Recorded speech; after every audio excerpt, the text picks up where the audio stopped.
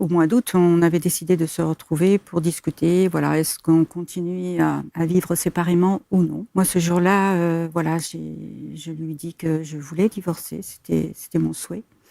Et c'est vrai que ce jour-là, quand je suis entrée dans la maison, j'ai vraiment senti un malaise profond, une ambiance folle. Je ne pouvais pas l'expliquer, mais je savais qu'il se passait quelque chose de grave déjà à l'intérieur. Donc, je lui fais part de mon souhait de divorcer. Il n'était pas d'accord, il m'a poussée vers la sortie. Il a levé même la main sur moi. Il m'a poussée vers la porte de la sortie. Et à ce moment-là, quand je me suis retournée vers lui, je lui demande: est-ce que je vais revoir les enfants? Comme si je pouvais ne pas les revoir. T'as eu un pressentiment, tu dirais? Oui, oui, j'avais un pressentiment.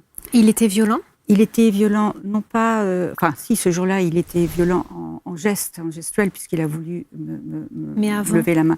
Avant, il était beaucoup plus violent dans les propos, dans les propos, voilà. Un exemple, lorsque j'étais enceinte de Sylvain, donc le deuxième, on regarde un film autour de l'adultère, et c'est un homme qui avait tué sa femme parce qu'elle l'avait trompé.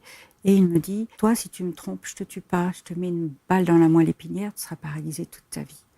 C'est le genre de propos qu'il pouvait tenir, en fait, et c'était vraiment quelque... Voilà, alors évidemment, j'ai eu peur dans l'instant, mais après j'ai vite oublié ces propos, sauf que...